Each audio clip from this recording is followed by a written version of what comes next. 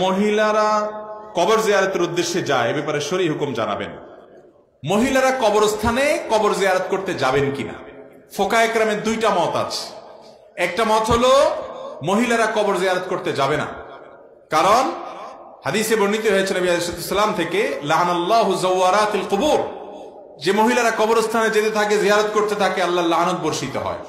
এই হাদিসটির আলোকে মুহাদ্দিস ফুকাহায়ে কেরামের একদল বলেন যে মহিলারা কবর জিয়ারত করতে যাবেন না। এখন আপনি যদি বলেন তারা কেন যাবে না, তাদের বাপ আছে, মা আছে, স্বামী আছে, তাদের কি আবেগ নাই? তো এর উত্তর হলো, প্রথম কথা হলো যে আল্লাহ তাআলা কোন কারণে বা আল্লাহ রাসূল সাল্লাল্লাহু আলাইহি ওয়াসাল্লাম আল্লাহর নির্দেশের ভিত্তিতে কোন কারণে কোনটা আদেশ নিষেধ করেছেন তার সব কিছু আপনি আমি বুঝে যাবো এমন নয়। অনেক হিকমত আছে যেটা আমাদের জানা নাই, আল্লাহ তাআলা ভালো জানেন।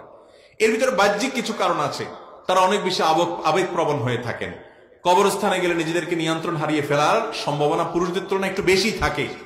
দ্বিতীয়ত, কবরস্থান একটা পাবলিক, এমন পাবলিক প্লেস যে যেখানে যখন মানুষ মারা যায় অনেক মানুষ, কারণ কবরস্থানে লাশের পিছনে যাওয়া সবের কাজ, অনেক মানুষ সেখানে যায়, সেখানে পর্দার খেলাফ, তাদের প্রাইভেসি নষ্ট ইত্যাদির কারণ আছে, আরো অনেক ব্যাপার থাকতে পারে আধ্যাত্মিক ভেতরগত, যেগুলো আমরা জানি না, কিন্তু হাদিসে নিষেধাজ্ঞা আছে। তবে অনেক উলামায়ে কেরাম বলেছেন এই হাদিসে যাওয়ারাতুল কুবুর বলা হয়েছে, অর্থাৎ যারা বেশি বেশি কবর জিয়ারত করে, মাঝে মধ্যে কেউ গেলে সেটা এই হাদিসের আলোকে নিষিদ্ধ হবে না। এই দ্বিতীয় মত ওলামাদের মতে মাঝে মধ্যে যাওয়া যেতে পারে, নিয়মিত বা ওখানে গিয়ে পড়ে থাকা, সীমালঙ্ঘন করা, বাড়াবাড়ি করা, অতিরিক্ত আবেগ দেখানো সেখানে, সেটা হাদিসে নিষেধ আছে। দুইটা মত ফুকাহে কেরামের মধ্যে আছে।